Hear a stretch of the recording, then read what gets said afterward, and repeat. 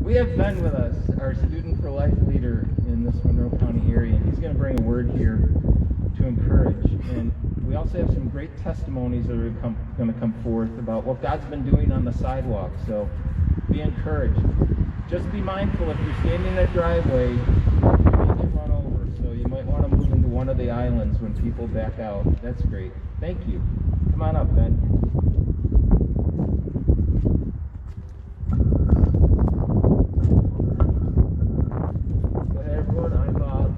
Chernjavsky.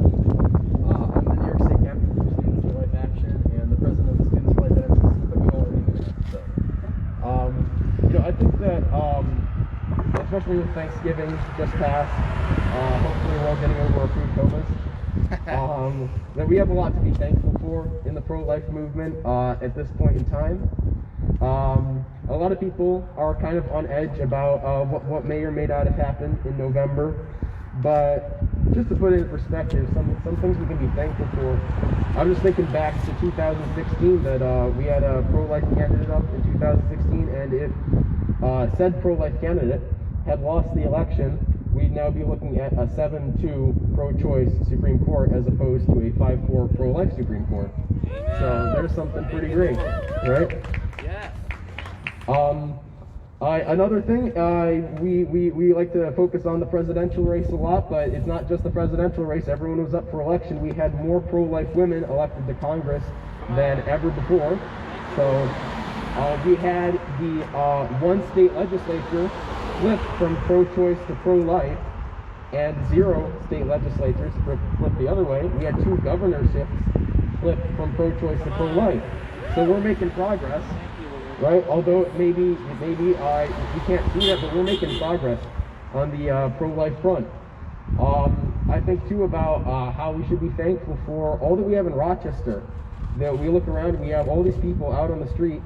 We have people constantly out here reaching out to women, and I've been to a lot of pro-life events around the country, and I know a lot of other students for life from different states, different cities, and stuff.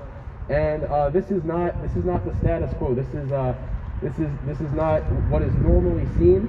We're very fortunate to have this, and definitely it should encourage us all to participate as much as possible in our pro-life sidewalk ministry here in Rochester.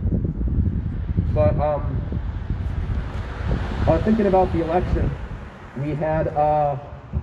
Of course, what seems to a lot of us as a pretty obvious choice, but there was a lot of confusion out there as to why we fight for the pro-life movement. Why are we pro-life, and what does it mean to be pro-life?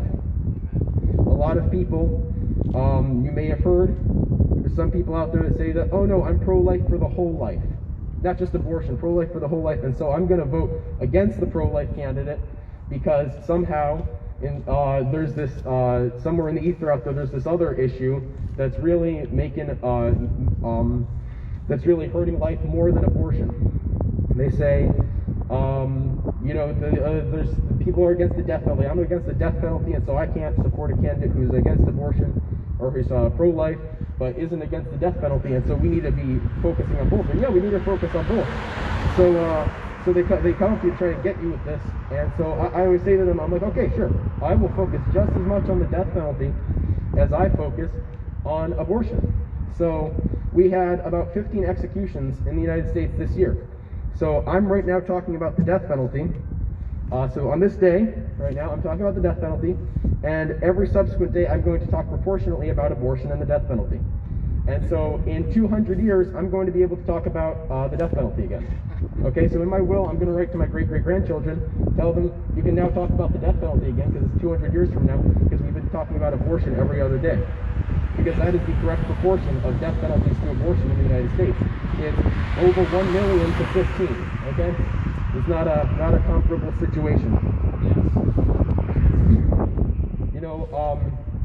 The reason we fight for life is, as St. Simeon the New Theologian says, one human life is more precious to God than the entire cosmos. The entire cosmos, right?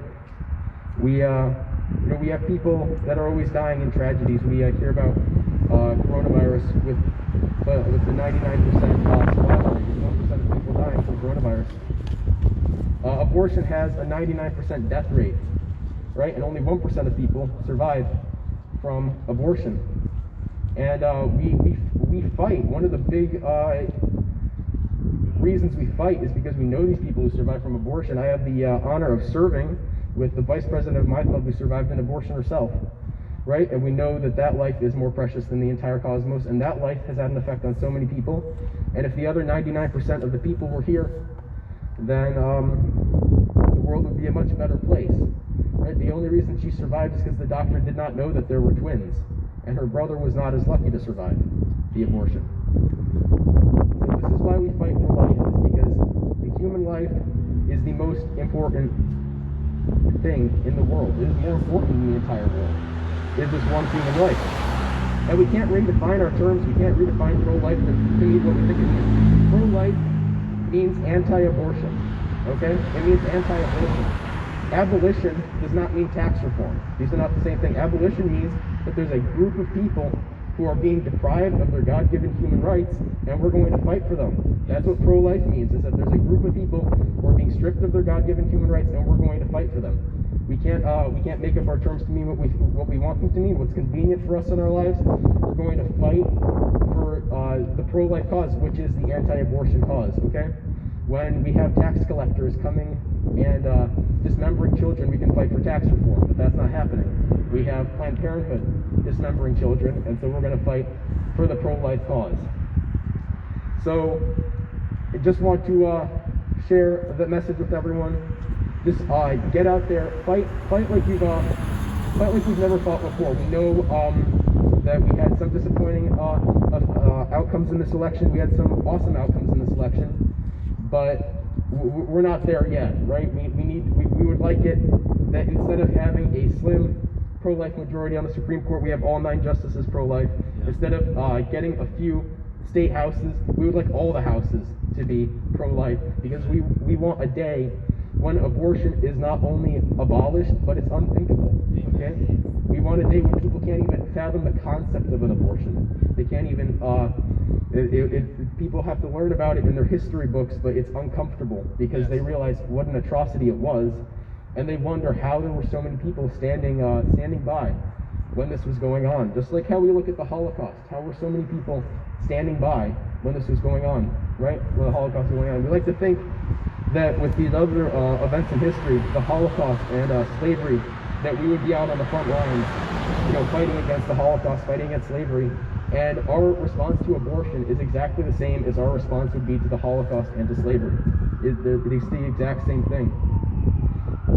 So get out there, fight for abortion, pray for life, and thank you so much.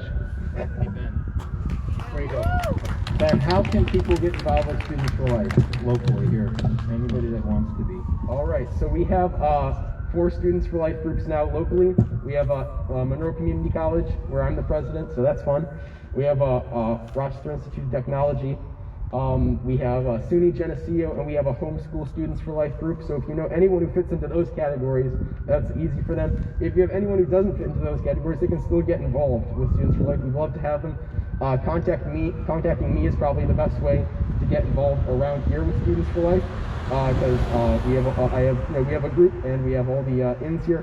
But you can also go to studentsforlife.org if you want to get involved on the national level. If you want to donate, if you want to do anything on the National Students for Life group, that's how you can get involved.